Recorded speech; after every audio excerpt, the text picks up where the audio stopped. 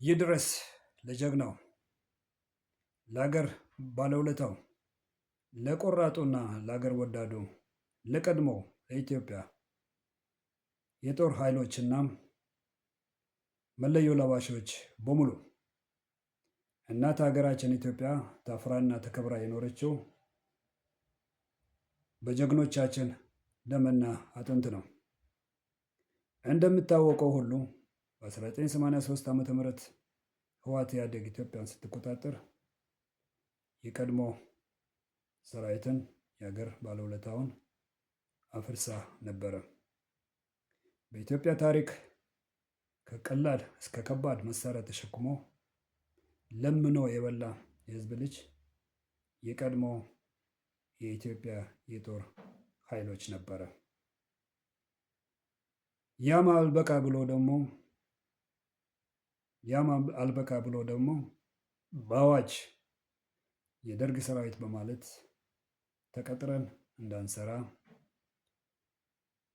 በመደረግ ራሳችንን ለመመገብና ራሳችንን ለመለወጥ ስንል ብዙዎቻችን በስደት እየኖርን እንገኛለን።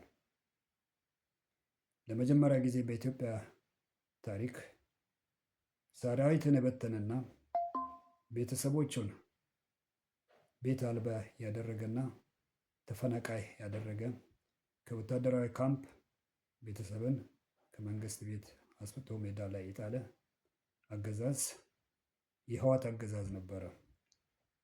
ያንን በምንችለው ሁሉ ታግለን ለ7 ዓመታት ታግለን ህወሓትን ከጣልን በኋላ ለውጥ መጣ ስንል ለውጥ ሆኖ የአብይ አህመድ አገዛዝ ከ7 ዓመት በላይ በርስ በርስ ጦርነቶች ሀገራችን እየታመሰች ትገኛለች።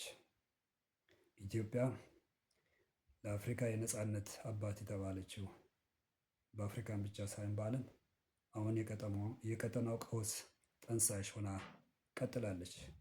እናት ሀገራችን ኢትዮጵያ በዲፕሎማሲ፣ በኢኮኖሚ፣ በፖለቲካውም ዘርፍ በሁሉም ነገር ወድቃለች። የአብይ አህመድ አገዛዝ አገሪቷን ቁልቁል እየሰደዳት ህዝባችን በድሮን በከባባድ መሳሪያ እየጨፈጨፈ ይገኛል። ስለዚህ እኛ ቃል ኪዳን የገባነው ለእናት ሀገራችን ኢትዮጵያ ለህዝባችን ለሰንደቅ ዓላማችን ስለሆነ የህዝባዊ ኃይል ፋኖን በምንችለው ሁሉ መደገፍ ይገባናል። ክብር ለጀግኖቻችንና ለቀድሞ ለኢትዮጵያ የጦር ኃይሎች። ህዝባዊ ማዕበል ለስንቅ ለውጥ፣ ድል ለህዝባዊ ኃይል ፋኖ ነው።